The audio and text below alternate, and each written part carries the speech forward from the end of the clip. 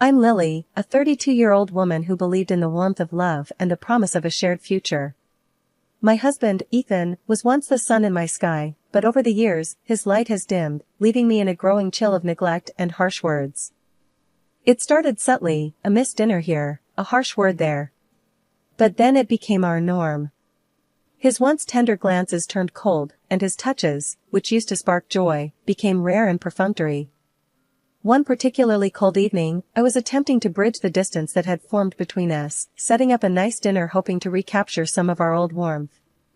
"Ethan, dinner's ready," I called out, trying to inject some cheer into my voice.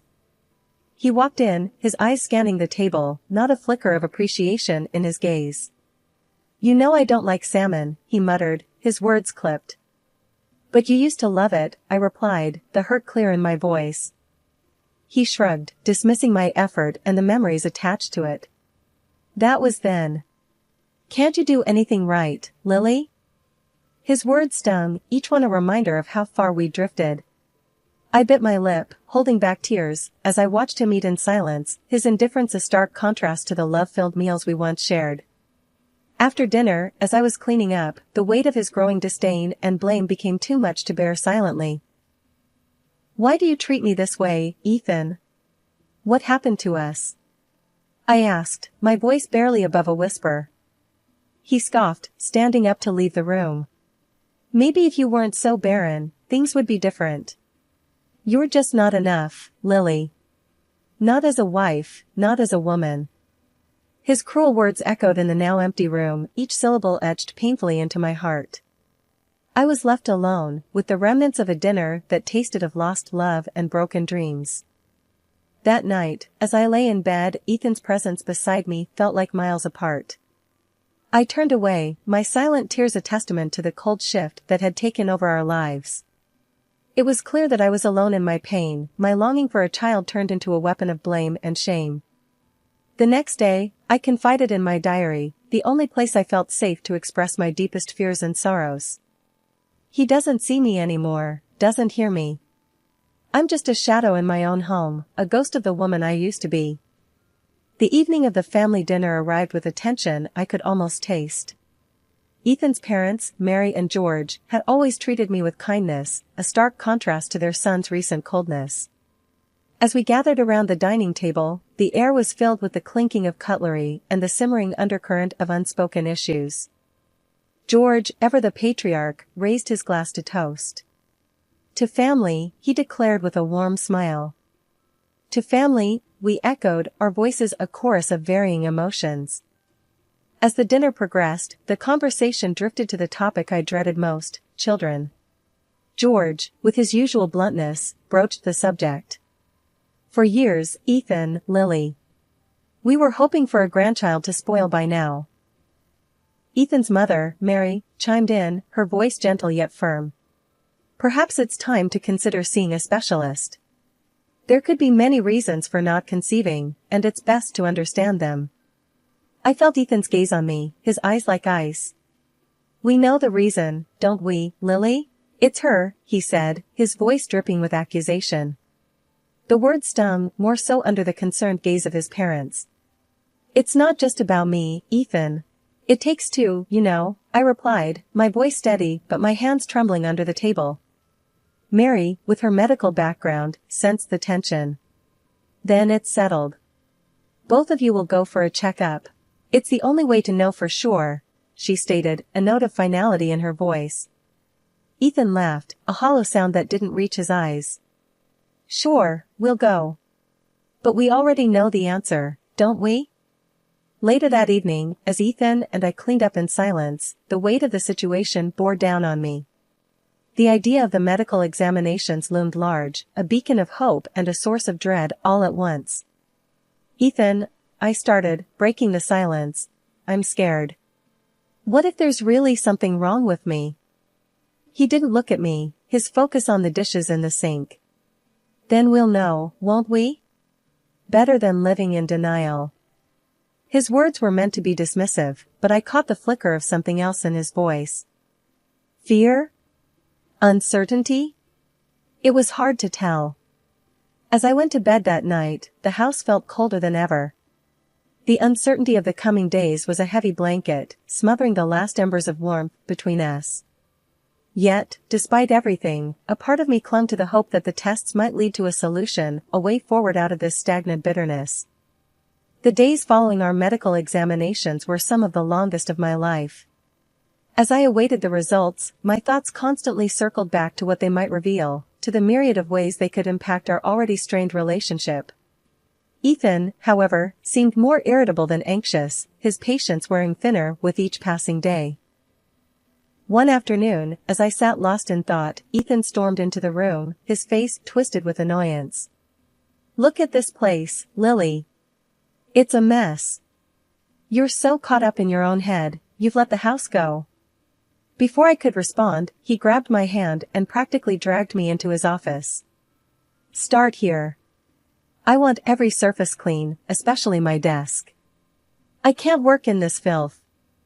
His words stung, but I bit my tongue and began to clean, my motions mechanical as I tried to suppress the hurt and confusion swirling inside me. As I moved to dust his desk, my hand accidentally caught the edge of a folder, sending it tumbling to the floor, papers spilling out in a chaotic cascade. I knelt to gather them, apologizing under my breath, but as I started to put them back, my eyes caught on the contents. There were medical insurance papers, hospital receipts for childbirth, all paid for by Ethan. A name I didn't recognize, likely the mother, was listed, along with a date not too far in the past.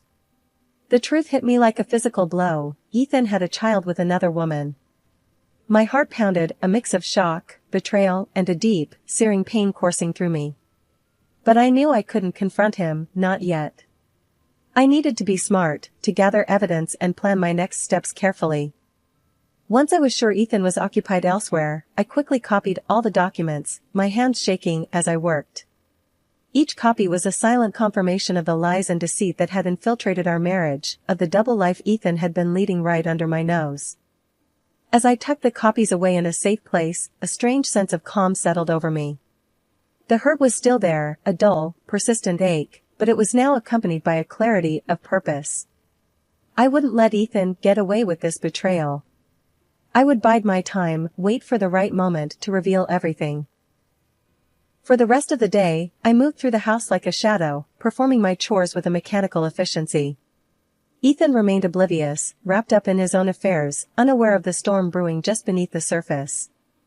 That night, as I lay in bed, Ethan's breathing steady and even beside me, I couldn't help but wonder how many other nights he'd shared with another, how many lies he'd told to cover his tracks. The pain was almost unbearable, but it was also a catalyst, transforming my sadness and despair into a quiet, burning resolve. I didn't know what the future would hold, but one thing was clear, I wouldn't be the silent, suffering wife any longer. I would confront Ethan, confront the truth, no matter how painful it might be. The wait for the examination results was still there, a looming question mark in our lives, but it was no longer the only thing defining my existence. I had a plan, a purpose, and I would see it through to the end. No more waiting, no more wondering. It was time to act. As Ethan's birthday unfolded, the house buzzed with the hum of conversation and laughter, a stark contrast to the storm brewing within me. I circulated among the guests, a smile plastered on my face, my heart racing with the anticipation of the revelation to come. When it was time for Ethan to open his gifts, the room filled with the rustle of wrapping paper and appreciative murmurs. Finally, it was my turn. I handed him a neatly wrapped box, my hand steady, my resolve firm. "Happy birthday, Ethan," I said, my voice betraying none of my inner turmoil. He accepted it with a confident smirk, perhaps expecting something mundane, something that would affirm the facade of our marriage. But as he lifted the lid and his eyes scanned the contents, his expression morphed from smug assurance to utter shock. "What's this?" he stammered, his voice faltering as he held up the documents for the room to see. "It's the truth," I said simply, standing firm amidst the sudden wave of tension that swept through the room. The guests leaned in, a collective intake of breath filling the space as they tried to make sense of the scene unfolding before them. Ethan's mother, Mary, took the papers from his trembling hands, her eyes widening as she read the details spelled out on the page. "Ethan, is this true? Do you have a child with another woman?" Her voice was a mix of disbelief and rising anger. Ethan's face turned pale, his usual composure shattered. It's not how it looks, I can explain. He fumbled with the papers, his gaze darting around the room, desperately seeking an ally. But there was no respite to be found. The guests murmured among themselves, the air thick with judgment and shock. Ethan's father, George, stood up, his face a mask of disappointment and rage. Explain? How could you do this, not just to Lily, but to all of us? We're your family. His voice boomed, cutting through the whispers like a knife. Ethan opened his mouth to respond, but no words came. He looked around at the faces of friends and family, at the disillusionment and accusation reflected back at him. The room, once filled with the warmth of celebration, now felt cold, the air heavy with betrayal. I watched him, feeling a mixture of vindication and sorrow. Everyone, I'm sorry you had to find out this way, but I thought it was time the truth came out, I said, addressing the room. The guests remained in place, the celebration forgotten, as the gravity of the situation settled upon us all. No one moved to leave, the shock of the revelation rooting them to the spot. The festive atmosphere had been irrevocably tainted, the joy of the occasion turned to ash. Ethan looked around, his eyes meeting mine, and in that moment, I saw the realization of the consequences of his actions dawn upon him. The room stayed silent, the tension palpable, as we all waited for what would come next. The revelation had been made, and now, there was no turning back. As the room's shock over the initial revelation began to settle, I knew it was time to deliver the final blow. Ethan, pale and shaken from the fallout of his exposed secrets, was still grasping at strangled threads of dignity when I stepped forward, holding another set of documents. Ethan, I began, my voice clear and unwavering. There's more you need to know. I handed him the envelope containing the medical results we'd both been anxiously awaiting. The room, already thick with tension, seemed to hold its breath as Ethan's hands trembled slightly while opening it. His eyes scanned the contents, and the color completely drained from his face, leaving him ghostly pale. What is it, Ethan? What does it say? His mother, Mary, demanded, her voice sharp with concern and growing anger. He couldn't speak. Couldn't even lift his gaze from the paper that spelled out a truth so ironic it was almost poetic. He was the one who was infertile. I spoke up, filling the heavy silence. The tests show that Ethan is infertile. It's not me who's been unable to conceive. The revelation hit the room like a physical force. Whispers erupted among the guests, a mix of sympathy for me and disbelief at Ethan's situation. His parents, Mary and George, looked from the papers to their son with expressions that morphed from shock to anger. Infertile? But you blamed Lily all this time. Mary's voice cracked, her disappointment palpable. George stood, his disappointment hardening into a cold fury. You've not only been unfaithful and lied to us all, but you dared to shame and blame Lily for something that was your own issue. The accusations flew, thick and fast, each one landing like a blow. Ethan's facade of control shattered completely, leaving behind a man I barely recognized. He was no longer the confident, sometimes arrogant person I had married. Instead, he was small, exposed, and undeniably alone. But I didn't know, he stammered, his voice barely a whisper against the storm of condemnation. It doesn't matter if you knew or not, George boomed, his voice resonating with finality. You've deceived everyone here, most of all Lily. The room buzzed with the weight of betrayal and deceit. Ethan's life, once so orderly and controlled, was unraveling before our very eyes. His once loving parents now looked at him with eyes filled with something akin to strangers' disdain. As the room processed the news, Ethan's mother, Mary, turned to him with a mixture of anger and disbelief. Ethan, if you're infertile, then who is the father of your mistress's child? The question hung in the air, heavy and ominous. Ethan's shock was apparent, his face contorting into an expression of disbelief and betrayal. I don't know. I never considered she might be cheating on me too. The admission sent a ripple through the room, the guests exchanging looks of disbelief and pity. George, Ethan's father, stood up, his stature commanding the attention of everyone present. You've been deceived, son, just as you've deceived us all. It's a bitter irony that's hard to swallow. The accusations continued to fly, each word a nail in the coffin of Ethan's once neatly arranged life. His parents, once his staunchest supporters, now looked at him with eyes filled with disappointment and a deep, unspoken sadness. They had lost a grandson they thought they had and were now grappling with the reality of their son's deceit and the complexities of his betrayal. As the gravity of the situation sank in, Ethan seemed to crumble, his usual arrogance and control evaporating into the charged air of the room. I need to figure this out. I need to understand what's happened, he murmured, more to himself than anyone else. The guests began to leave, the atmosphere too charged with anger and disillusionment to bear. Ethan's parents remained, their expressions grim and thoughtful, a stark contrast to the joy and celebration that had marked the beginning of the evening. The room emptied until it was just Ethan, his parents, and me. The silence that followed was a testament to the broken relationships and trust that lay in tatters around us. Ethan's world had come crashing down, and as he sat there, head in his hands, it was clear that the journey ahead would be a difficult one, filled with introspection, legal battles, and the daunting task of rebuilding his shattered life. For me, the revelation of the medical results was a vindication of sorts, but it was also a reminder of the complex web of lies and deceit that had ensnared us all. As I looked around the room, at the faces of those I had once considered family, I knew that while this chapter was closing, the story was far from over. There were questions to be answered, wounds to heal, and a new path to forge. The tables had turned, indeed, but the full extent of the fallout was yet to be realized. The dust had barely settled after the revelations of Ethan's birthday when I found myself navigating the aftermath of our shattered marriage. The house, once filled with shared dreams and laughter, now echoed with the heavy silence of our broken vows. Ethan, a mere shadow of the man I once knew, tried to approach me the morning after, his eyes rimmed with red, a mix of sleeplessness and perhaps regret.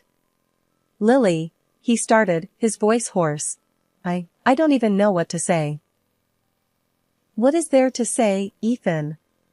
I replied, my voice steady, a stark contrast to the turmoil inside. "The truth is out. There's no taking it back." He ran a hand through his hair, a familiar gesture that now seemed foreign. "I know I've messed up, more than I can ever fix. But I was scared, Lily. Scared of what it meant to be infertile, to not be able to give us, what we wanted." I sighed, feeling the weight of his words, yet unable to fully comprehend the depth of his deceit. "Being scared doesn't excuse your actions, Ethan. You lied, you cheated, and you hurt everyone around you, especially me." He nodded, the fight seemingly gone from him. "I know. And I'll do whatever it takes to make it right, if not for us, then for my own conscience." The room grew quiet, the air between us thick with unsaid words and unresolved pain. I knew that the path ahead was one I would have to walk alone, the trust and love we once shared now just remnants of a past life. In the days that followed, I took action. I met with lawyers, collected the necessary documents, and filed for divorce. Each step felt like a liberation, a reclaiming of the dignity and respect I had lost in the shadow of Ethan's betrayal. The legal proceedings were a blur, a series of meetings and signatures that dissolved the life we had built together. Ethan didn't fight it, his compliance a small solace in the storm of our separation. As I walked out of the lawyer's office, the final papers in hand, I felt a mix of relief and sorrow. My marriage was over, the dreams we shared irreparably damaged. Yet, I also felt a spark of hope, a sense that from the ashes of this ordeal, a new, stronger Lily was emerging. The community, once so integral to our lives, watched from a distance, their whispers and pitying glances a constant reminder of the scandal that had unfolded. But among the murmurs, I also found support, friends and neighbors reaching out with offers of help and words of encouragement.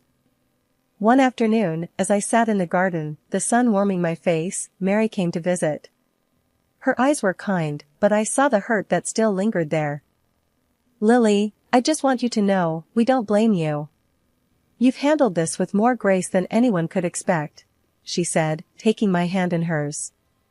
I looked at her, the woman who had been like a mother to me, and felt a pang of shared loss. "Thank you, Mary. I just wish things could have been different." She squeezed my hand, a silent acknowledgement of the complex tangle of emotions that surrounded us. "You'll always be part of this family, Lily." no matter what. The conversation lingered in the air long after she left, a bittersweet reminder of the ties that still bound me to the life I was leaving behind. As I packed up my belongings, each object a memory of the life Ethan and I had shared, I realized that this wasn't just an end, it was also a beginning. A chance to rebuild, to rediscover who I was outside the shadow of my marriage. And as I turned the key in the lock one last time, leaving behind the house that had been my home, I knew that this wasn't just a farewell. It was a declaration of independence, a first step into a future that, while uncertain, was entirely my own. The finality of signing the divorce papers was both liberating and somber. I had filed for divorce from Ethan, demanding compensation for the emotional turmoil and betrayal he caused. My lawyer, a competent and empathetic woman, assured me that the evidence I gathered made a strong case for a substantial settlement. Ethan, on the other hand, found himself entangled not only in our divorce but also in a legal battle with the mistress who had deceived him. He had spent a fortune on medical expenses and supporting the child he believed was his, only to discover the web of lies that had ensnared him. Now, he was suing her, trying to recoup some of his losses and salvage what little dignity he had left. I watched from a distance as Ethan's once controlled and proud life unraveled. There was no joy in seeing him brought so low, but neither was there pity. He had made his choices, and now he was facing the consequences.